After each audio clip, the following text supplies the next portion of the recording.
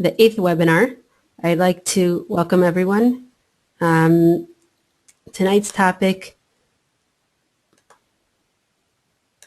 is developing plugins and working with FO plugin extension points.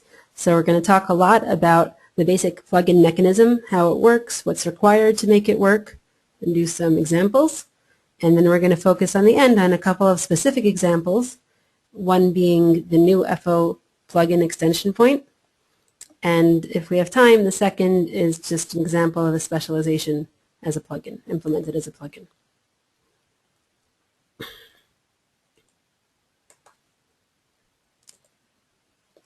Okay. Oh, so before we start, so I assume most people are familiar with this by now. It is a little overview of the company, Suite Solutions. We're involved in the documentation lifecycle from the beginning, from information architecture all the way to the end to customizing outputs. Here is I see the lag for a second, there you go. Here's a list of our partners and clients. You may recognize your company there. Okay, my name is Adena Frazer. I think most of us have met, but just in case, I have a background in computer science and education, so that comes together nicely for these webinars. I've worked in a bunch of different companies, and I'm an early member of the Suite Solutions team, and I've kind of been wearing a lot of hats in our team.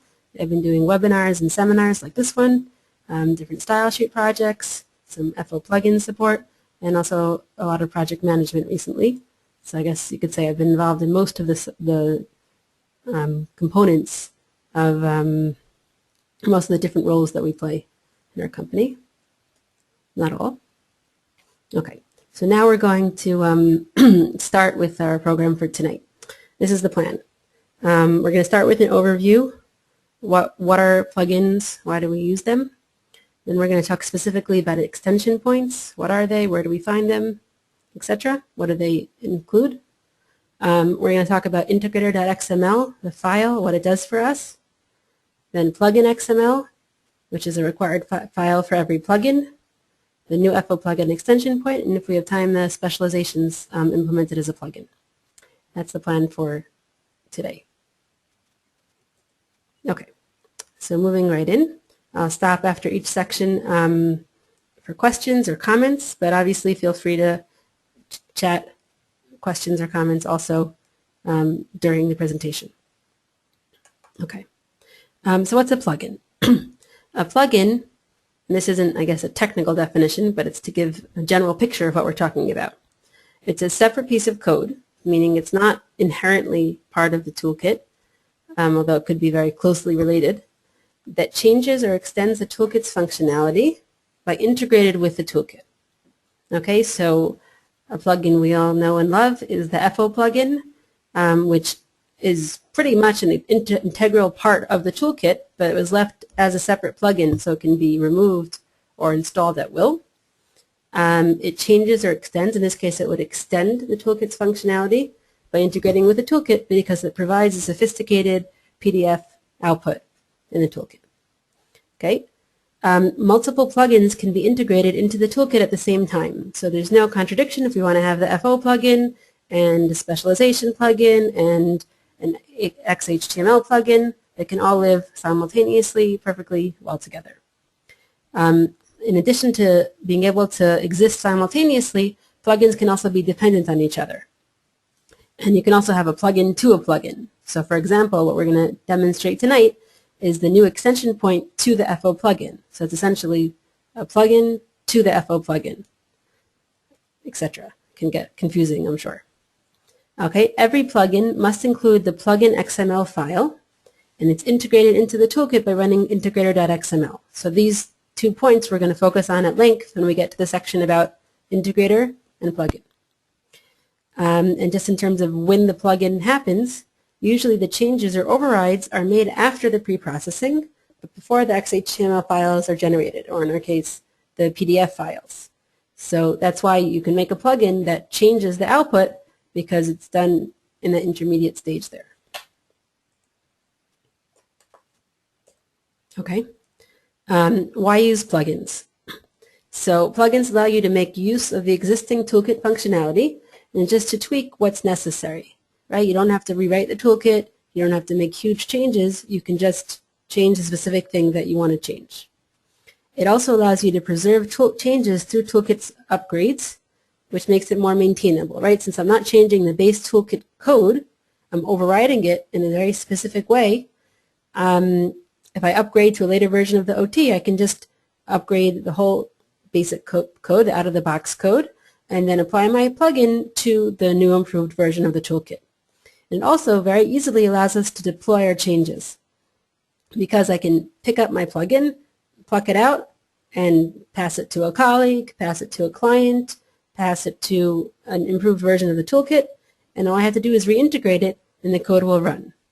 Obviously, there's always a caveat, but you have to look and you have to make sure that it really is compatible, but generally speaking, it is very straightforward. These are all advantages of plugins. Okay, what are common uses of plugins? One common use is to register a Adena specialization with a toolkit. That's the example I have at the end, which is Robert Anderson's music plugin. It can be anything, of course, any specialization. And again, the nice part about this is that you can plug it in or unplug it, so that if you're using music for your Adena, that's great. And if you change your Adena or you move to a different version or what have you, you can take it out, no harm done. You can also use it, it's commonly used to override a specific XSLT template with the toolkit, within the toolkit. That's another example we're going to discuss tonight. We have custom branding, it could be anything, where you can show how in a pretty straightforward and simple way, we can customize the output using a plugin. And now we have this new ability to customize not only XHTML output, but FO plugin output and PDF output. And another common use of plugins is to create a new trans type, for example, the FO plugin, but it doesn't have to be the FO plugin. It could be WordML. It could be any other type of trans type you might want to use.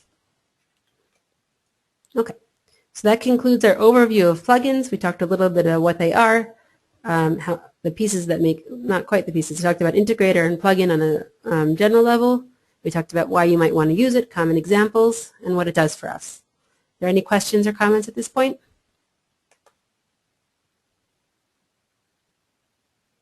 Okay, so if there are no questions and comments, we're going to go dive into the details now.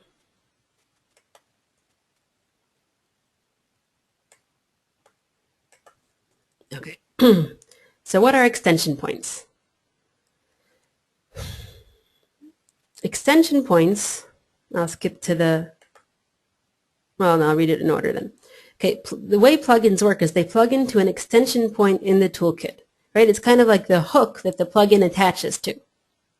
More specifically, extension points are a Adena.xml element which identifies a part of a file that can be modified by a user plugin. Okay, in other words, simple language, they essentially say your code goes here, right? It's like a big flag in your file that says if you want to put custom code in, this is the point you're going to attach it to. This is the hook. This is where it goes. Okay, and I'm going to show you an example in case that wasn't clear. You know, kind of like if you're writing, I don't know, just a very mundane example. I'm writing an email to someone and I want my colleague to review it, so I might start the email and I might put in the middle there a little bit of a comment that says, hey, Sam, or whatever, you know, fill in this part for me, and then I might finish the email. Then when my colleague Sam, who is fictional, by the way, takes my email, they're obviously going to erase my little note and put in what he actually wanted to say. Okay, that little, but he'll keep the beginning and the end of my email. Okay, that little note is the extension point. Your code goes here, your comment goes here. Okay, how does it work? Extension points are found in template files. So the template file is kind of like my initial email where I'm saying, hey, Sam, fill this in for me. And then the actual file, which I'm going to show you, is the finished email where it doesn't say, hey, Sam, fill this in for me. It says Adena's comment, Sam comments, Adena's comment. Okay, so I'm going to show you examples in the code in a minute, but partially just to give you the overview, and partially because I know there's an issue with this screen lag. I'm going to first do the slides, and then we'll look at examples. Okay, so here's a real live sample extension point from Adena to XHTML template.xml. We're going to do an example here. And you can see, and we'll go into this in detail in the next slide, I believe, It has three main points. Well, first of all, as I said, it's an XML element. So it has a data namespace with the extension element, that's this. It says the ID, that's how we know which element we want. Data.xsl.xhtml. Okay, the behavior, what's it going to do for us? In this case, the behavior is import action. And a definition of the namespace, which is less interesting but necessary. Okay, so this is an extension point. Again, in layman's term, it says your code goes here. In technical terms, it looks like this. It has data::extension, and it includes an ID attribute, a behavior attribute, and an XML namespace attribute. Okay, so here I go into it in detail. The ID is the name of the extension point, and this must be referenced in the plugin. Okay, so slightly different from my email example. So it doesn't actually say your code goes here. It says the name of the extension point. The one we just had was data.xsl.xhtml. And that's how, and then when the plugin actually fills it in for you, it'll reference that name. Okay, the behavior, how your code should be included in the extension point. So usually either it's insert XSL action.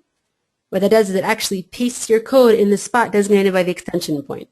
Okay, so in my email example, Sam actually writes his little comment where I had my note, please put your comment here. As opposed to import XSL, it doesn't actually put the code there, it references the code. It places a statement in the spot designated by the extension point, which imports your code. So in technical terms, it'll say import and a file name. It doesn't work as well with my example, but I guess it's like Sam saying, putting in a note in the email saying, please see attached document for further details. Okay, so it's not actually putting his comments there, it's referencing his comments elsewhere. Okay, and lastly, the XML namespace defines the data namespace, which is used by the extension point. Okay, moving along. Okay, here I just drew it out. ID, name of plugin, behavior, identifies behavior as import, namespace defines the namespace. That's what we just talked about. Okay. Let's wait with the last slide, and I'm going to show you an example. Let me get my pointer back, one sec, from the highlighter mode. Okay. So I talked about this, we're going to look at this one, data.xsl.xhtml. So if I go to my data.ot15, and I go to where the XSL lives, so it's data.ot151, XSL HTML, just kidding, XSL folder.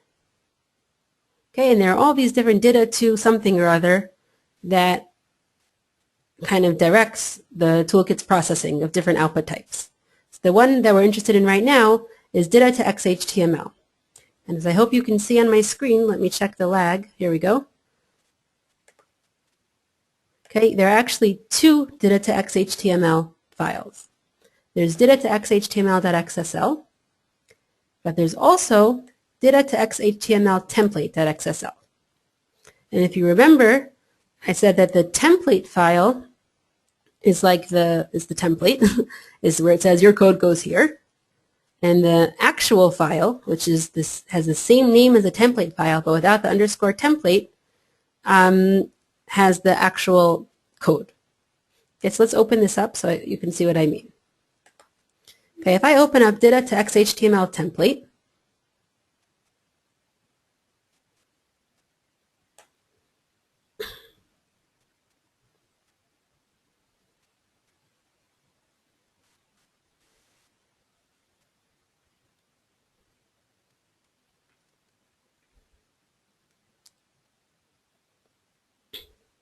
okay, so first of all, it's an interesting file to know about in and of itself because it imports all the different files that run the HTML processing. So you can see here on top data.html impl, the big one, and all the other side files. This is how they run because this main file imports them. Okay, but that's not our topic for today. Our topic for today is this part in the middle, back to highlighter.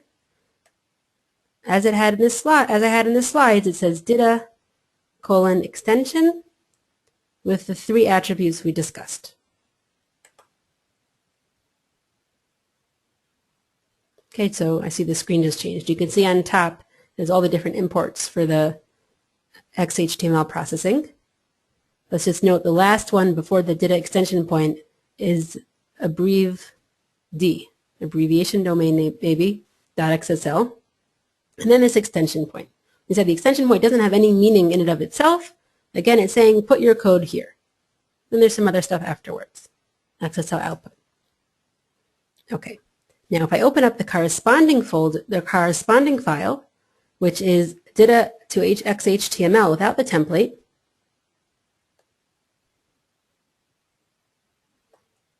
so we're going to see exactly the same thing, except, any suggestions? Oh, see, I already, okay. Forgot to unplug my plugin when I was practicing today. One sec, let's unplug it.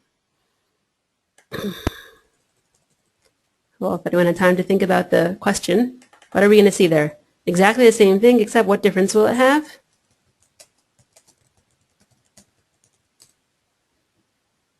Okay, I'm just running integrator to unplug it. We're going to explain it soon. Okay, so the answer was exactly the same file except no extension point, right? Because if I wrote your code goes here, but no one put in a plugin, which is how the toolkit starts off, at least for XHTML. So you're going to see you have the imports, then you have XSL output right away. The comments also are gone, but that's not as interesting. But there's nothing in between this import abbrev domain and XSL output. Whereas again, in the template file, in between the abbrev domain import, there's data extension, and then there's XSL output. Okay, that's how it starts off. Then when you actually have a plugin and you run it, instead of this data extension point, you're going to get the code that you put in the plugin. And we're going to demonstrate that shortly. Okay, so now how do I know, back to the show here, what extension points exist? So you could search for data::extension. That should get you all of them if you do a text search in the toolkit.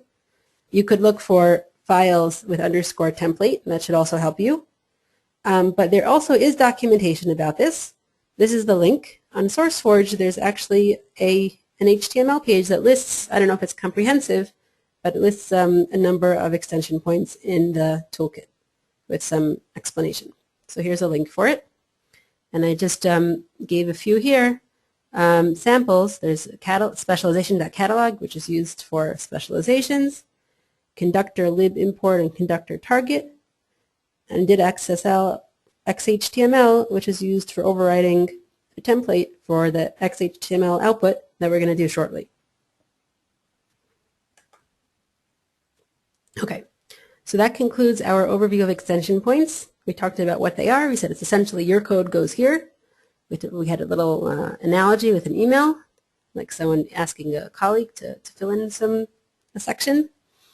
And I opened up the files. We said extension points are found in files with the name _template as part of the name. And we opened up, in fact, the data.xhtml _template file and observed how the extension point was located in that file, while there was no corresponding code in the actual data.xhtml file, because the presumption is that there was no template. Okay, any questions or comments at this point? There was no plugin, I mean. Okay, there are no questions or comments. Let's continue. Okay, so what does integrator.xml do for us? Excuse me. Integrator.xml is a file that lives in the data.ot root directory, and what it does for us is that when it runs, it does the following tasks. It searches for plugins in the plugin and demo directories and validates them. Okay, so another piece of information that I'm inserting here, by the way, is that the plugin needs to live either in the plugin directory or the demo directory. In fact, the FO plugin lives in the demo directory, where the plugins I'm going to demonstrate tonight, we're going to put in the plugin directory. And if you name it something different, the integrator won't find it. You'll see that in my example also. Okay, if it finds a plugin, what it does is it copies the information in the template XSL file to their corresponding XSL file, right? So we're going to change the Adena.xml file, and we're going to insert a plugin into that extension point that we looked at. And the way it does that is it replaces the extension points in the template XSL files with the code identified in the plugin. So it'll copy the existing code, and then it will replace the extension point with the new code. And you can run integrator explicitly, as I just did when I reset my file, but the project build files that come with the toolkit in the amp sample directory run integrator.xml automatically with each build. So you don't have to explicitly run integrator if you don't want to. This is the line from the target build file, for example, where it imports the file, and then in the target that runs the toolkit, it depends on integrate, which runs integrator. Okay, so just to kind of spell this out again, the initial _template.xsl file may have, for example, code, then args.xsl extension point, then more code.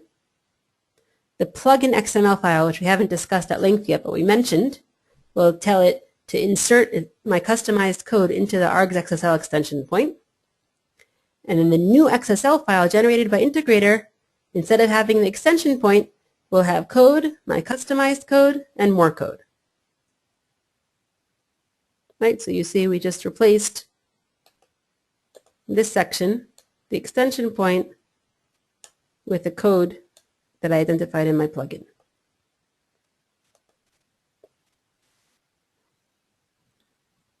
Okay. Okay, best practice. Toolkit customization should be implemented as a plugin so that changes will not be lost the next time that integrator is run.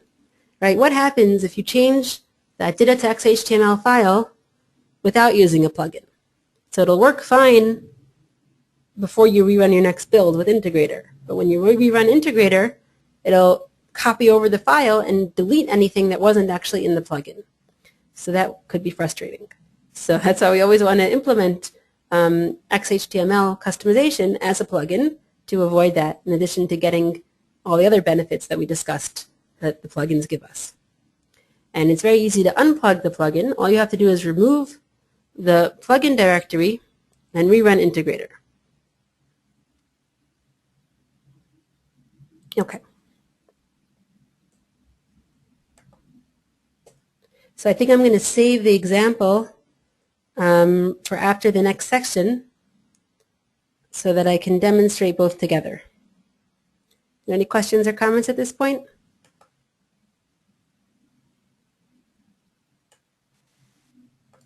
Okay, so let's move forward. So how does plugin.xml relate to the extension points we discussed and to this integrator file? Okay. So every plugin must contain a plugin.xml file. This file includes 3 attributes. An ID, 1, as many extensions as necessary to match up with the appropriate extension points in the toolkit, and the text or file location of your customized code. Okay, so for example, here's a sample plugin, which is a Suite Solutions branding plugin that I made. Okay, and this is actually what's in the file, more or less. I think I changed the text. But, okay, so we have the XML declaration. We have the word plugin with the ID. Okay, and that's the name of the plugin. So that's not as critical as the next part, which is the feature that has the extension. This is critical. You can name it whatever you want to, but the extension, the value of the extension attribute needs to match the ID of the extension point. Remember before the ID was data.xsl.html, so here in the plugin we're saying use that hook. Put my code in the corresponding extension point. And then the value, here it's suitesol.xsl, so that's the location of the customized code, where it should get the code from.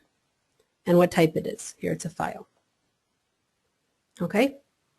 So again, it's the other half of the puzzle. The extension points is in the template, in the out-of-the-box code, saying if you want to make custom code, here are some nice places for you to be able to insert your custom code. The plugin is where you're actually going ahead and doing that. So you need to reference which location you'd like to insert your custom code in. That's the extension. What your custom code is, that's the value or where it is, and what type it is.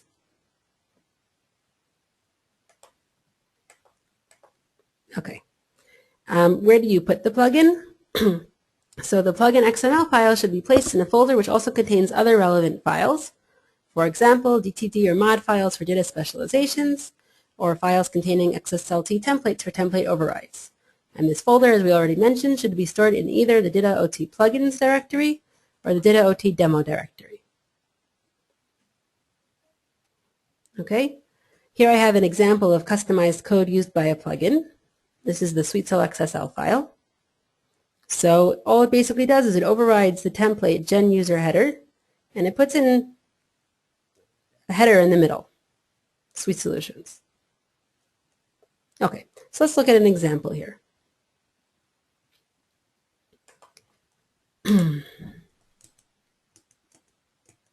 Okay, the first thing I want to show you is the current output.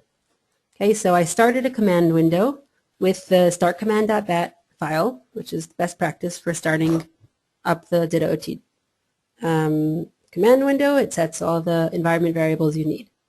Okay, now I copy it into my samples directory, just the out-of-the-box sample PDF or sample HTML help.xml file. So let's run that. And F samples sample, just kidding, samples build sample HTML help.xml. The hardest part is getting the name right here. Okay, so it's going to run, this is just, again, it's out of the box, it's going to run the hierarchy map and generate it as HTML help.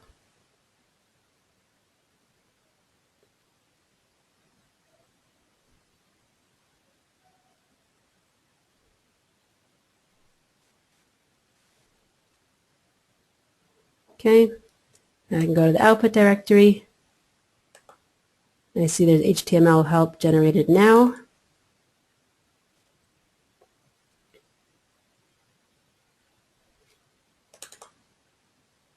Oh, that's from this morning. I think I'm... Wait. I think I closed this too soon. Take two. Sorry. A little over-eager here on the refresh. Again. And F samples build what's it called? Sample HTML help.xml. Okay, run.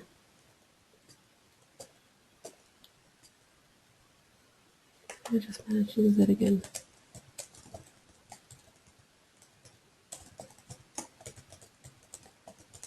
This is supposed to be the trivial part here. Just to show you the current output. But I was a little overeager and I closed the wrong thing. One sec.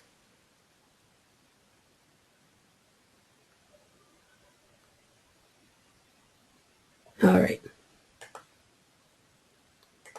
Okay, so I have here a new hierarchy help file, which looks pretty vanilla the way it comes out of the box. Great. Now I want to illustrate or demonstrate a plugin. So first of all, let's note our DITA.xHTML file has, as we saw before, just this import for the abbreviation domain and XSL output, following it with nothing where the extension point used to be. And just to show you, by the way, what I was talking about, if you go ahead and open the file I just ran, sample HTML help.xml, which is from the ant sample directory, I just copied it over. So you can see here that there's an import, as I showed you on the slide. It imports integrator, and the target that runs the toolkit, sample to HTML help, depends on integrate. So that's what makes integrate the integrator run, even though we didn't run it explicitly. It's part of the build. Okay.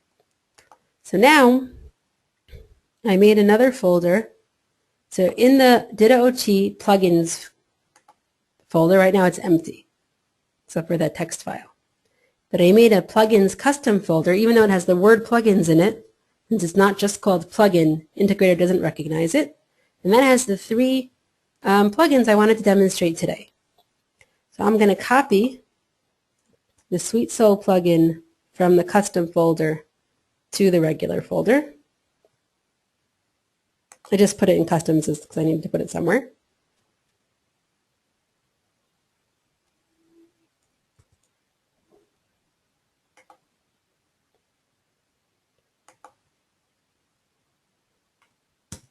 Again, this was not supposed to be the hard part.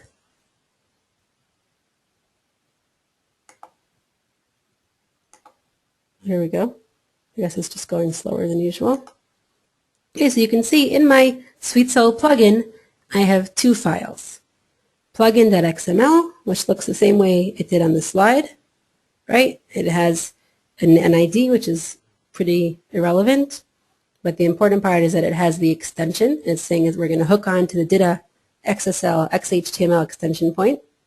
It has the value, which is sweetsoul.xsl. That's where the code lives. And it's saying the type is a file. Yeah, that's one file I have in my plugin. And the other file is in fact sweetsoul.xsl, which also looks very similar to how it did on my slide.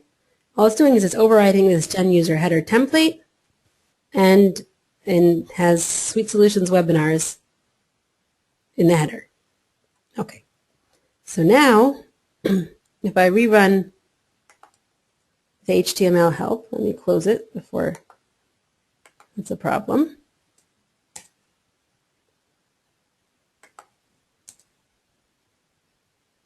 Okay, so it's going to automatically run integrator as we saw, and it's going to correspondingly change the output with this customized template. Okay, so first of all, if I go back to my text window, I get a message that the Adena.xml file has been modified outside of my source editor. That's because even though I didn't change it, the processing changed it when it was running. So I would like to reload it. And I can see here that where we used to just have white space, I'll wait till you could see it. We used to just have white space between the import of this abbreviation domain and the XSL output. Now we have a new line that says XSL import, and it's importing my XSL, that overridden template, from the sweetsoul.xsl file. Okay, the reason it's an import and doesn't actually display the code is because if you remember the action, the behavior of the extension point was an import action and not an insert action. That's why we're getting the line that says import. Okay, so now if I go to my output,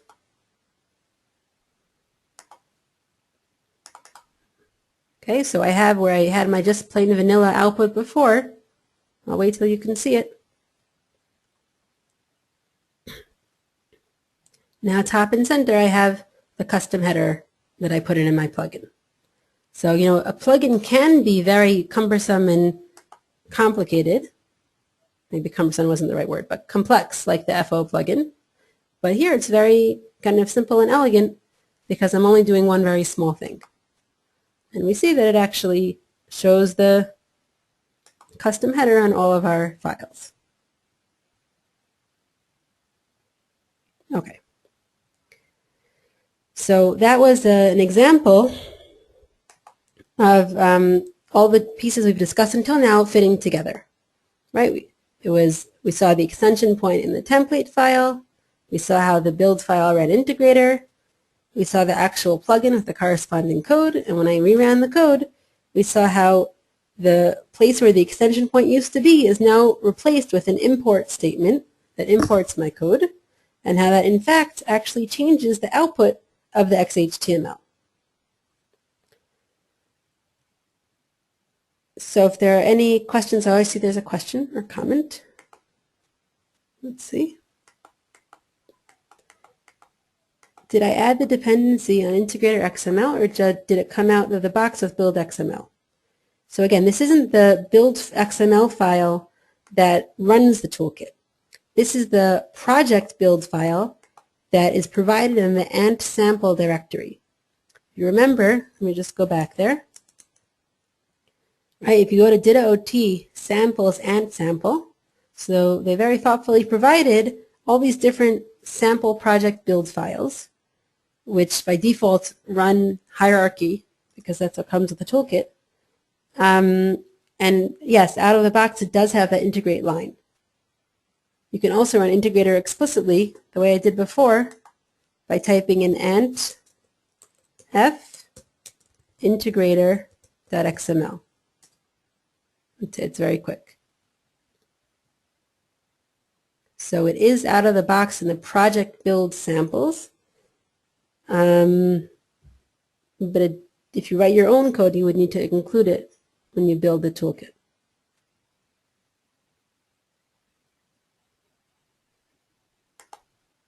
No problem. Are there any other questions or comments at this point?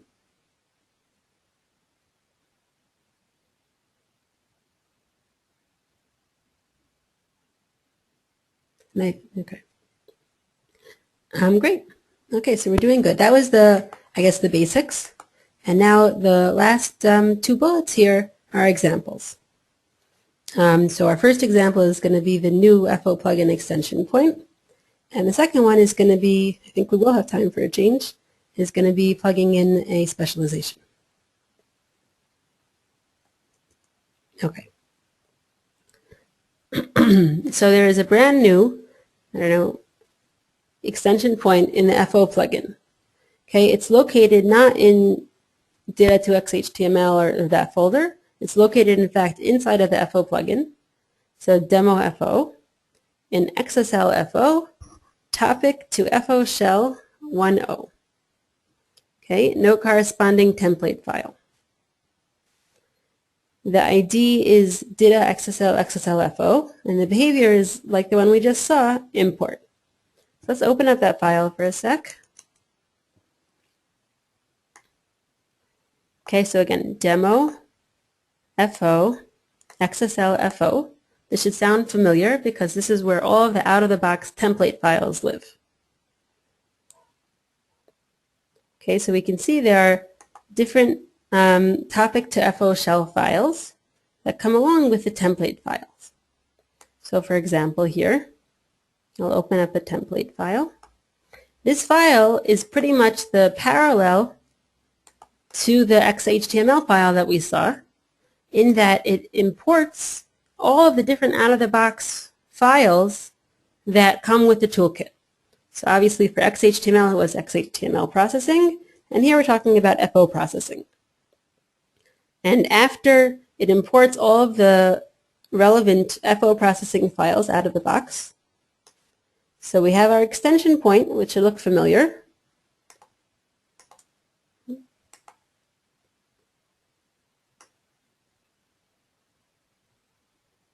Okay, which has our three attributes we discussed earlier.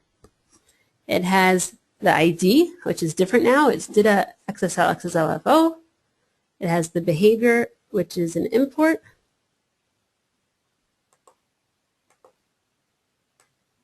And it has the namespace declaration. Okay, so again, just to prove the point, or demonstrate the point, before the extension point we have an import of static content, and afterwards we have an import of custom. By the way, I know you're going to, I don't know if we're giving a specialization one this time. Just it's interesting to note why it's in this order. The way the rules of priority work is that later templates take priority in XSLT over earlier templates. So you can see that pretty clearly demonstrated here. That first you have all the out-of-the-box files. Then you have the extension point import. So that means that any plugin will override the earlier files. And then with the FO plugin, it's a little trickier because not only do you have plugins, you also have customization directories that we discussed at length earlier in the webinar series. So if I have a customization directory, that will override my plugin. And I think I talk at the end of the slide about when you might want to use each kind. Okay, so here we have our extension point. If we open up the related file, obviously we're going to see the import of static contents without the extension point, because right now there isn't anything. Okay, so let's go ahead and show you an example of a plugin for the FO plugin. Okay, so I made a new plugin called Titles. I wanted to do something very obvious, so I figured changing the titles would be that. Oh, and of course I forgot to generate the default output before I did this, so let's just do that quickly.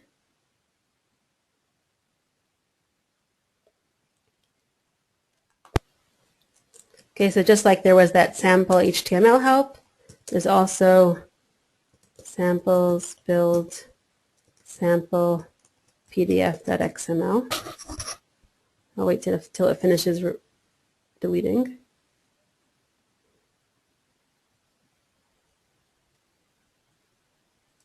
Okay, I'm going to run the out-of-the-box PDF output now.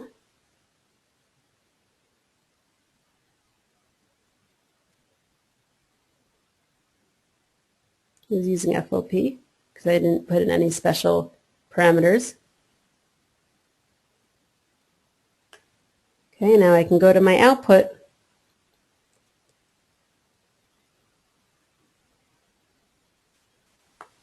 Here we go. So I have PDF. I'll open it up in Antenna House so it'll be easier for us to refresh later. We have a brand new FO file and a new PDF file. Okay, so this is going to not look too exciting. This is out of the box.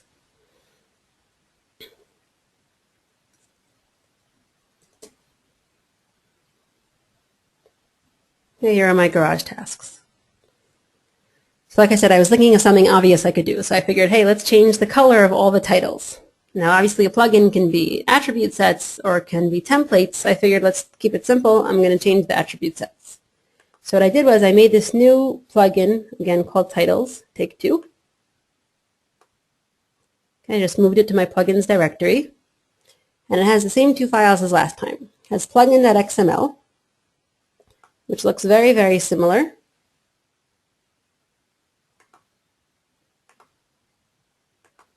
Except that it has a different extension point that's referenced. Instead of the XSL HTML1, it's XSL XSLFO. And instead of the Sweet Soul file, it's the titles file, just to be consistent. I call it titles.colors, for lack of a better name. Okay, now if I open my titles file, so what I basically did is I just copied over all of the attribute sets that deal with titles. Topic title, topic title, etc. And I just stuck in an extra attribute at the end. I'll wait till you can see it on your screen. But very simply, I just put in attribute name equals color, and the value is red. So my goal was to change the color of all the titles to red. Okay, so now if I rerun, here I'm going to show you an example of running integrator without the project build file. Okay, so here we have topic to FO shell. We're importing static content and space and then custom. Okay, let's just run integrator. Okay, and f integrator.xml. Okay, very quick. But when I go back, it tells me that the file has changed. I click yes. And now instead of having a space, it changes all the files, right? Because it reran integrator, even though HTML looks the same as it used to. And instead of having a space between static content and the custom imports, now I have a reference to my new titles file. Okay? In fact, when I rerun, let's see if it remembers it. When I rerun my sample PDF file, I'll do the whole thing again, and I should see my red titles based on this plugin I just made.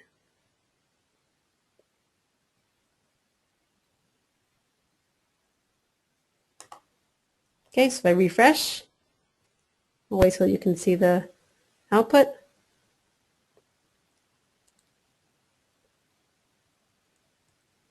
Okay, in fact, all the titles just turned red. Okay, also pretty trivial example, but you can clearly do much more sophisticated things also. Now, that was an example of a plugin for the FO plugin. Now the question is, why do I need a plugin if I already have customization directories? Or why do I need customization directories if I already have a plugin? So one answer might be historical, which is that people were very comfortable and used to using plugins from the XSL output. So they kind of missed them for the PDF output. But I think there's also a very practical advantage we have now that we have both a plugin and customization directories for PDF output. Specifically, what I wrote here is that the extension point is useful for PDF customizations that apply across all customization directories. Okay, so let's say there's some sort of basic feature of your PDF output that will always be there. So if you can put that in as a plugin, and it will be there for every single output without needing to override the base out-of-the-box code because you're using a plugin. And then you can go ahead and have customization directories on top of that that can turn on and off special features based on the flavor. So for example, let's say you have a pocket guide and a quick reference and a user manual. So a common way to implement those is to have a different customization directory, one for each flavor. Have a pocket guide customization directory and a quick reference one and a user manual. But let's say, and I don't know if this is a great example, but let's say you're always going to have your company name in the header like we did. This might not be such a great example, but you get my point. Okay, so then I can make a plugin that always puts in your company name on top, and then the customization directories can change the output for that specific flavor of PDF. I'm sure everyone can think of a better example, but you get the point. Plugins, I think, are useful for across-the-board changes or basic changes to the output that apply across the board. And customization directories are useful, especially if there's more than one, to do specific output format for a specific deliverable.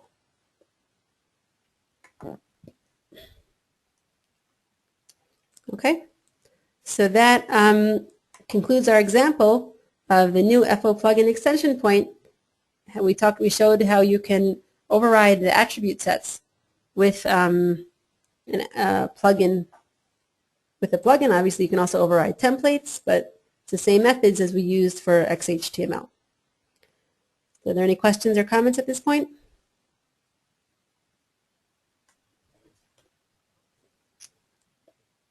Okay, so we have a few minutes remaining. So we can do our last example, which is just showing how a different way of using a plugin, namely for a specialization. Okay, so this is the same idea but slightly different model. Okay, instead of plugging in an overridden template or attribute set into XHTML or PDF processing, here we want to plug in a data specialization. And the way we're going to do that is we're going to use the data specialization catalog extension point. And we're going to point it to the updated catalog file, which references a specialized DTD. The example we're going to use is Robert Anderson's music plugin. So I went ahead and downloaded the plugin a while ago. It could be there's a later version already. That took what I had. And I made this music plugin. I copied the music plugin into my plugins directory. Okay, now you can see already this is an example of a much more complicated plugin than my very simple examples. However, it still has the same basic features you'd expect to see in a plugin, namely a plugin.xml file and related files.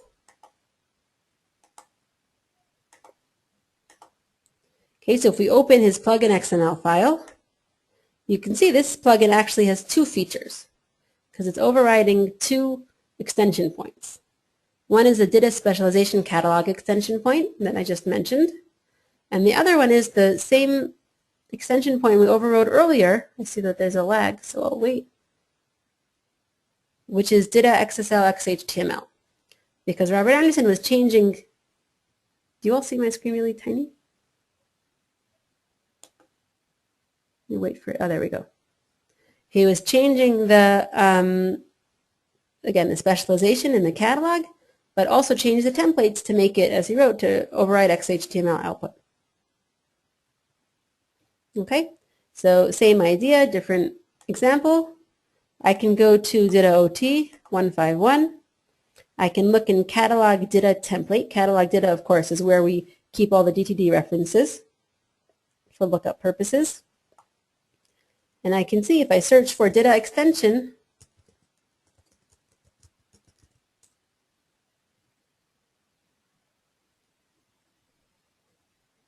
at the end of catalog Adena, after bookinfo.mod, we see the Adena specialization catalog extension point. And this time, in fact, it's an insert action. So that's really interesting because we're going to actually see the change inside the file instead of just a reference to it. Before we saw import actions. Okay, we can go ahead and open the corresponding catalog Adena file. We can scroll down to the bottom.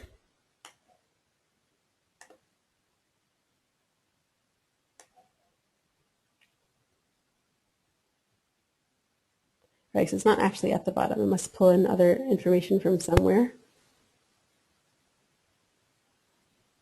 What is that here? Bookinfo.mod, line 1290. That's where the extension point was after bookinfo.mod. You see that it goes straight from bookinfo.mod to DTDs, to the concept DTD.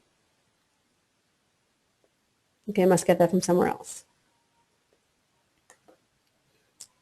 Okay, so now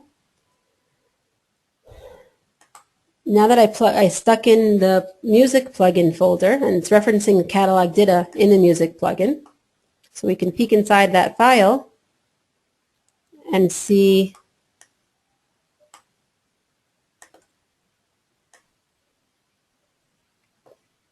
that it puts in two more public IDs, one for a music DTD and one for music.mod.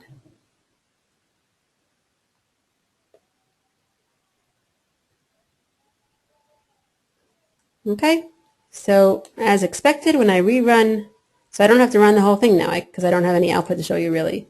I can rerun integrator.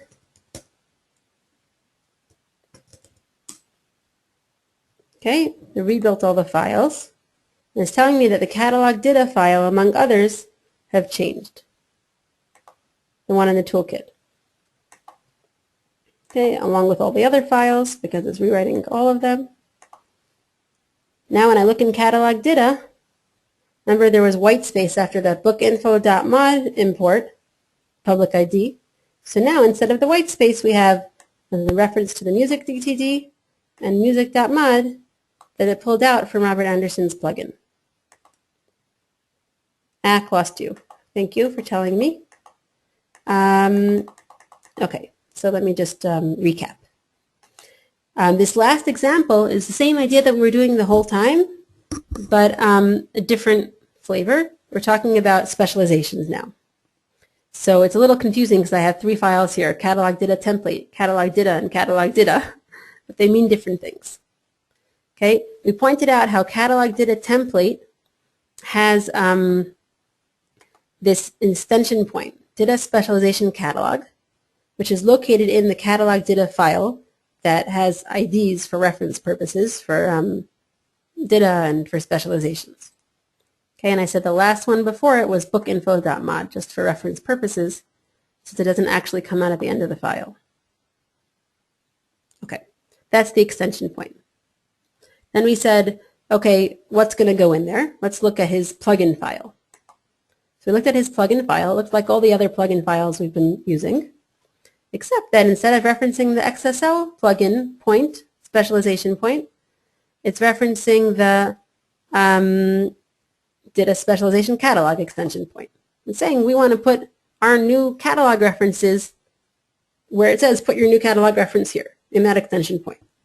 And it's saying get all the information from Robert Anderson's catalog data file. So we have his customized for catalog data file and the out-of-the-box catalog data file. And his customized catalog data file basically references two new files, music.ttd and music.mod. And when we reran integrator, we saw that the out-of-the-box catalog data file in fact was changed. And after our benchmark here, bookinfo.mod, our bookmark, we now in fact have these two new references to his music.ttd and music.mod file. It's the same idea we were talking about the whole time of where it said insert your code here, where we're actually putting in the new code. His catalog data completely replaces the out-of-the-box one.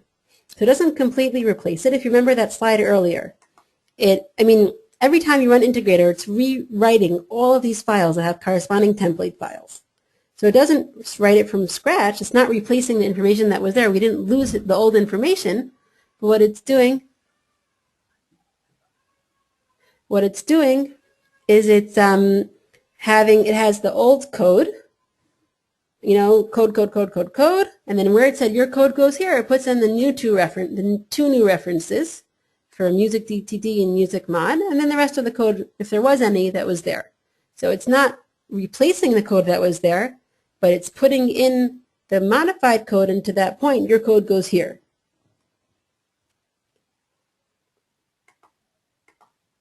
Got it. Great. So good. That was actually a good summary. So thanks for the lead-in, Steve, because that's the whole point I was trying to make about plugin files, that it's a point that stands out, extension point, but essentially a section of a file that says this is where you're going to put your custom code. Then when you actually make a plugin, you attach it to that custom code. Yeah, thank you.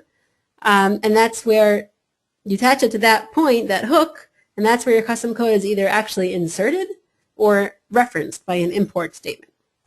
So to conclude tonight's webinar, we're exactly on time. I guess after the 6th time I get it right. We talked about plugin points. We talked about plugins. And first we did a kind of general overview. What do they do for us? Why would we want to use them? How do they work?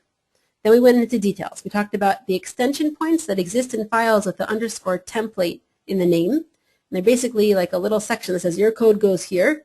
This is where you can attach custom code. Those are in the out-of-the-box files. We talked about the integrator.xml file, which runs on the whole toolkit and copies over the code from the template file into the regular file. So let's say from data.xhtml underscore template, it will create data.xhtml.xsl. At the same time, it checks for plugins. And if in fact plugins exist, either in the demo directory or in the plugins directory, and any plugin would have to have the plugin.xml file, which would say which extension point it's attaching to and what code goes there, then integrator will go ahead and replace the extension point or the location of the extension point with the code or the reference to the code that's in the plugin. So as we saw 3 different examples. One where we replaced the XHTML extension point. We overrode the header template. We saw a second example where we used the new FO plugin extension point and we overrode the colors of the titles. And a third example where we overrode the catalog extension point to plug in Robert Anderson's music specialization. But in each example, it's doing the same processing and the same functionality, just putting in custom code in the out-of-the-box file when integrator is run. And we said that having a plugin is a neat way to do this because it's easy to transfer, it's easy to change, to upgrade, because it's all localized in a certain folder. And if you want to undo it, so you just take it out of that folder, rerun integrator, and that unplugs it. Because again, it recopies the template file. Now there's nothing in the extension point, so it leaves it blank. So that concludes our discussion of plugins.